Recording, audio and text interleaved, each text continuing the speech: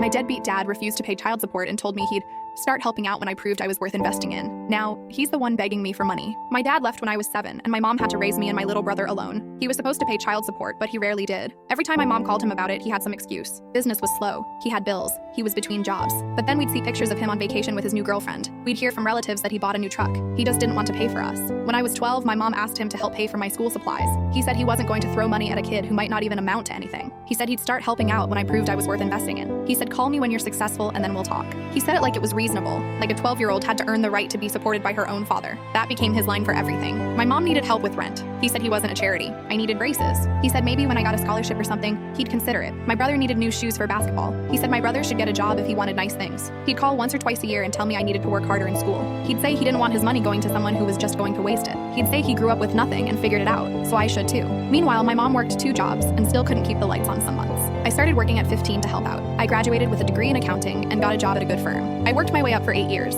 When I was 30, I became a senior manager. When I was 33, I made partner. I bought my mom a house. I paid off my brother's student loans. I never asked my dad for a single thing after I turned 18. I didn't invite him to my graduation. I didn't tell him about my promotions. I just built my life without him in it. Then last year, my dad called me out of nowhere. He said he'd been following my career, and he was so proud of how successful I'd become. He said he always knew I had it in me. He said he'd love to reconnect and be part of my life now that I'd really made something of myself. He said we should get dinner and catch up. He said he was retiring soon, and things had gotten tight, and he could really use some help from his successful daughter. He actually asked me for money. The man who wouldn't buy me school supplies when I was 12 was asking me for money now that I was a partner at an accounting firm. I let him talk for about 10 minutes. He went on about how proud he was and how he always believed in me and how families should support each other. He said he wasn't asking for a handout. He said he just needed a little help getting back on his feet. He said he knew I was good for it because I turned out so well. When he finally stopped talking, I said I appreciated him reaching out. I said it was really good to hear from him after all these years. Then I said I wasn't going to throw money at someone who might not even amount to anything. I said I'd start helping out when he proved he was worth investing in. I said, "Call me when you're successful, and then we'll talk." The line went completely silent. I could hear him breathing, but he didn't say anything for a long time. Then he started to say that was different. He started to say he was my father and I owed him respect.